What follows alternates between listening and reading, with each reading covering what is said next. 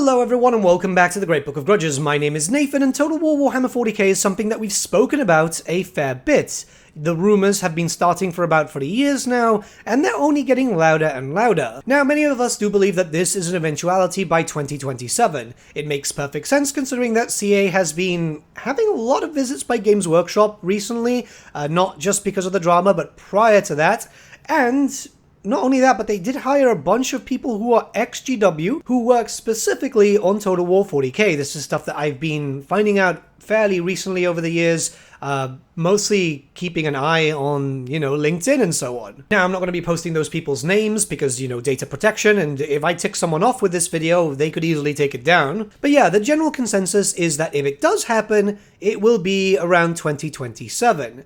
However, I think that it might be sooner, and there's a few good reasons to think that way. So you might be aware by now that Sega released a survey recently going into the future of certain games and all that type of stuff. I believe it's a yearly survey, but this one struck out a lot heavier. Not only were they asking about possible future fantasy titles for Total War, but there was a lot of mentions for Total War Warhammer. A little bit more than you would expect. We obviously have the general one on how much you would like it. These images I got from Reddit, by the way. As being a 30-year-old man from Iberia, I fall under their normal demographic, so as soon as I actually gave them my age and gender, they said thank you, goodbye. But yeah, they asked about how you'd feel about a Total War 40K. They specifically asked what Warhammer universes you've heard of before. Interestingly enough, it's got Warhammer Fantasy Battles, 40K, Age of Sigmar, and then other. So you could put in Old World or Necromunda, whatever you want, right? And then the last image has a questionnaire here, which you can pick which ones you want to see in the future. Very standard, some, more development campaign, blah, blah, blah. And then one that is very interesting is a new type of RTS battle, such as naval, airborne, or space battles. Well, first up, to anyone from Sega who might be listening, it might surprise you to know that we've always had naval battles. It's just been removed in recent Total War games, so it's not really new. But yeah, airborne and space battles, something which is very well known for the 40k universe. Airborne is likely going to be linked up with that hypothetical thing that we've all been hearing of a Total War World War I. But yeah, airborne, space battles, again, very 40k, something that you're going to be seeing a lot when this eventually happens, because I honestly do believe that Total War 40k is going to happen whether people like it or not. Now you might be wondering, why does this mean that it's going to come sooner? Everyone who does believe it's coming thinks it's going to be 2027, as that stuff kind of makes a lot of sense. But having such heavy mentions in what would be a completely innocent, survey is not really that innocent, is it? There's a lot of stuff that happens like this in the past. Not too sure about that with Sega, but I mean, Blizzard does it a lot, a lot of other companies do it. And, well, we have to look at the elephant in the room. Creative Assembly, in the very few months that have passed, have had a number of major flops. HYENAS cancelled, so all that development time wasted, which obviously means that a lot of money has gone to waste. We had the Shadows of Change drama, which, well, we're still kind of living through it until we actually get news. We're apparently supposed to get some news this week, but no news on that just yet. And then Total War PHARAOH, which released to really bad numbers, has had a bit of a reboot and is still not doing well. It's pretty much on life support, despite the fact that Creative Assembly have confirmed that there's more DLC coming for that, which is weird. But yeah, they've broken the bank in the last financial year, and Sega have come down on them. There have been a fair amount of layoffs, and yeah, they need to start kind of getting back up and running. If not, they're going to be in for a worse thing. Creative Assembly could either be sold off or just closed down. Now, we know a new engine has been worked on for quite some time now. This is stuff that I've been reporting for pretty much a year, I think, more or less. But it's likely been worked on for a lot longer. The thing is, I'm not expecting Total War Warhammer 40k to be next, unless they're really pushing for that. But it has to be looked at realistically.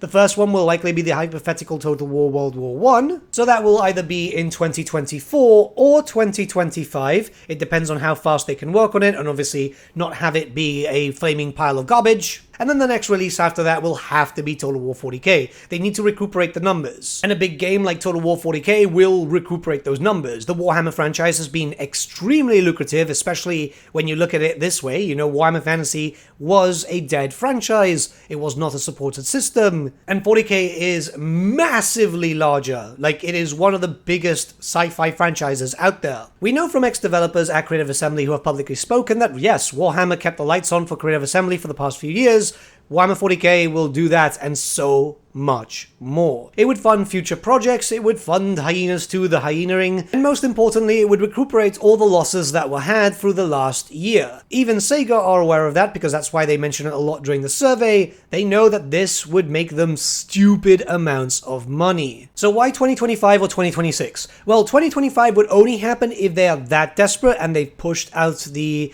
hypothetical World War I game out sooner this year, basically. Which I very much doubt that that is going to be the case, or else we would have probably heard some news regarding the new engine properly by now. You know, like a showcase of, oh, we're working on this. I honestly thought it was going to be 2027, considering that we know that there were a bunch of other games in the works, which may or may not have been cancelled, but with the realistic push now, and with what's been happening, 2026 seems like the most logical thing to do. This is mostly because 2026 will likely be the release of Warhammer 11th edition. They normally do a 3-year cycle. Last year, 2023, was the beginning of 10th, which is weird to think that we're already close to the first full year that it's been around, but it would be incredibly massive marketing if they decided to release it around the same time. You'd not only get the hype from a brand new edition, so all the Total War 40k fans would be frothing at the mouth as it stands, but even more so when a gigantic AAA title also releases alongside it, or at least very close to it. If there was a perfect Blood Moon going on, we'd also get proper news regarding the cinematic universe that Henry Cavill is working on, but we know that stuff is moving forward. Imagine if a TV show or a movie launched around that time too. It would be, well, someone would have to keep an eye on Valrak, he might just physically die. But all this just kind of lines up, and this is only going to happen if, well, you know, Games Workshop and Creative Assembly and Sega, because Sega are involved, work together to plan out something absolutely massive. There would never be a game launch that big if it all tied together. Now, this is all just a collection of whispers that I've been hearing for a number of months now. It does look like Creative Assembly is in a bit of a panic, which, I mean, understandably so, and Sega even more so because they don't want to keep funding flops. And I guess Games Workshop must be in a panic too because, yeah, you know, this was supposed to be a big push for Old World, despite the fact that it's not completely related, but it's very obvious that Total War Warhammer Fantasy, you know, was supposed to serve as a marketing tool for Warhammer the Old World, the same reason as Dawn of War was for 40k. If it wasn't for Dawn of War, maybe 40k would not be as popular as it's today. So yeah, let me know what you guys think about this in the comments below. I know that there's already a bunch of people, by the way, saying, look, Total War 40k is never going to work, it's never going to work, it's never going to work. I am almost done with a 10-page, like literally back to front for 10 pages, or technically 20 pages, worth of notes on how this could work in terms of release, support, mechanics, and so on. If you'd like to see a video like that, let me know, because I want to gauge interest on that, because it would take a decent amount of time to translate that all into one video.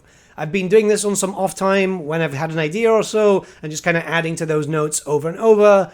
It's been quite an interesting project. I was doing it for fun mostly, but I feel like it could be a very big video. It seems realistic enough. But yeah, let me know all your thoughts in the comments below. Let's start a bit of a discussion. I do apologize if this video is a little bit late. I've been running around.